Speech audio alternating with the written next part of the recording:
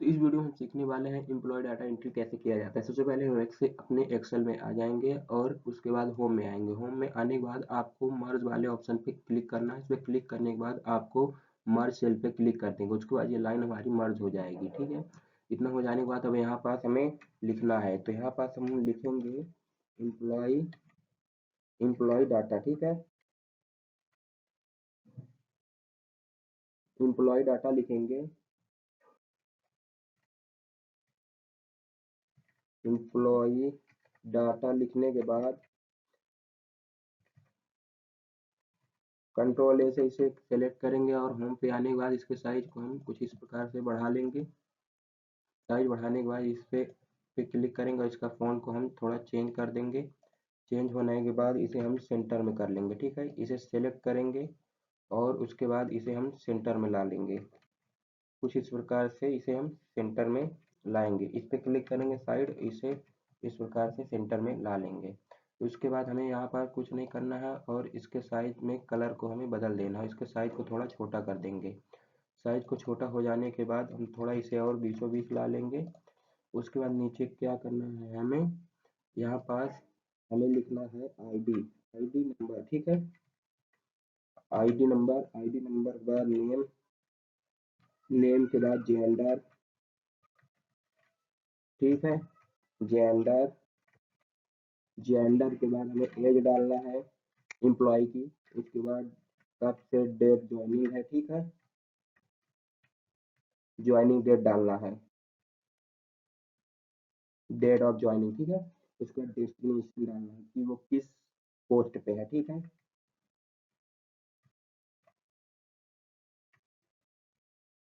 Destination हो जाने के बाद यहाँ पास basic salary, basic salary, basic salary. उसके बाद यहाँ लिखना है एड्रेस। ठीक है, एड्रेस हो जाने के बाद यहाँ पास contact number, contact number C. ठीक है, इतना हो जाने के बाद इन तीनों, इन जितनी भी लाइन में हमने अपना डाटा लिख रखा है इन सभी को सेलेक्ट करना है और इसका फ़ॉन्ट हमें सबसे पहले चेंज कर देना है कुछ इस प्रकार। फ़ॉन्ट चेंज हो जाने के बाद इसमें हम एक कलर दे देंगे ताकि हमें पता चले हमने कहाँ पास क्या लिख रखा है। उसके बाद होम पेज दाबेंगे तो ये हमारी आईडी सब कुछ हमारा शो होने लगेगा। ठीक है, इतना हो जाने के बाद अब यहाँ पास हमें अपना डाटा को फिल करना है। जैसे कि हम कस्टमर आईडी है हमारी, तो 1101 कर दे रहे हैं। ठीक है, वहाँ और नीचे पास 1002 कर देंगे। यहाँ पास हम अपना कस्टमर कितने हैं, तो या तो एम्प्लॉय, तो उसे हम ड्रैग करके नीचे ला लेंगे। कुछ इस प्रकार नीचे हमने ला लिया है। उसके बाद एक बार हमें इन सभी को सिलेक्ट करना है। सेलेक्ट करने के बाद हमें बॉर्डर पे आ जाना है। ठीक है, बॉटम बॉर्डर, इस पे क्लिक करेंगे। क्लिक करते ही ऑल बॉर्डर सेलेक्ट कर देंगे। ये हमारा बॉर्डर कुछ इस प्रकार से हो गया है और हमें इस सभी जो भी लिखेंगे सेंटर में रहे, जो सेंटर के लिए हो गया। यहाँ पास हम नाम लिख लेंगे। ठीक है, इसके बाद अपने यहाँ पे जितने भी एम्प्लॉय हैं उसका नाम लिख लेंगे। ठीक है,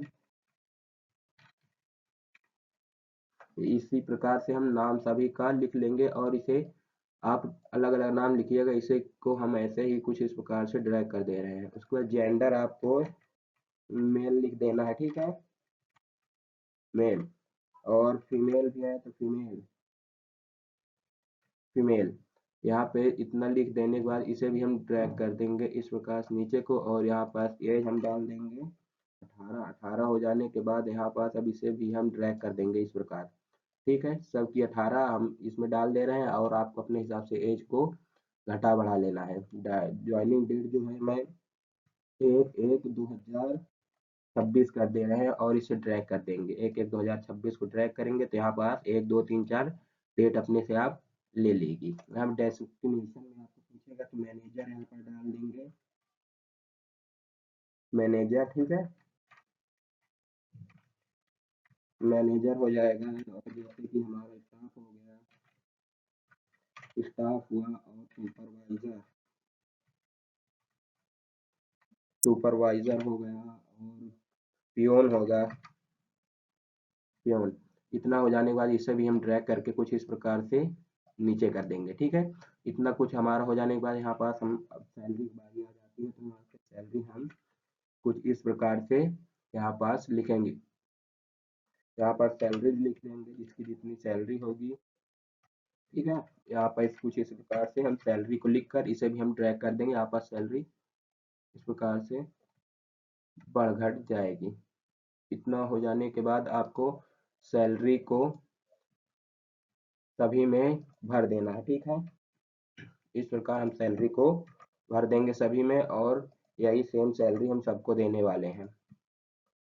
और ये हमारा एक लाइन ज़्यादा आ गया है, तो इसे हम कंट्रोल डी से डिलीट कर देंगे। उसके बाद एड्रेस, जो आपको एड्रेस डाल देना है, सेक्टर 23 पानीपत हरियाणा।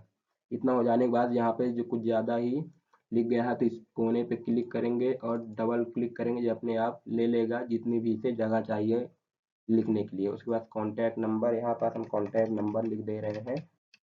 इतना हो जाने के बाद कॉन्टैक्ट नंबर लिखेंगे और इसे भी ड्रैग कर देंगे। कॉन्टैक्ट नंबर को हम यहाँ पास कुछ इस प्रकार से ड्रैग कर देंगे। आप अपने हिसाब से कॉन्टैक्ट नंबर डाल लीजिएगा, जो भी कॉन्टैक्ट नंबर हो। उसके बाद इसे भी ड्रैग कर देंगे। ये कुछ इस प्रकार से हमारा डाटा फिल हो गया है, एम्प्लॉय डाटा। ठीक है, उसके बाद हम चाहें तो इसे कलर भी दे सकते हैं। कुछ इस प्रकार से इस डाटा को हम कलर देना चाहें तो ये ऐसे हम डाटा को अपने कलर, फ़ॉन्ट सभी प्रकार के, यहाँ से इसका डाटा को हमने कलर फ़ॉन्ट दे दिया है, और ये अब डाटा पूरा कंप्लीट हो चुका है। एम्प्लॉय डाटा पूरा कंप्लीट हो चुका है। इसी प्रकार एम्प्लॉय डाटा को बढ़ाया जाता है।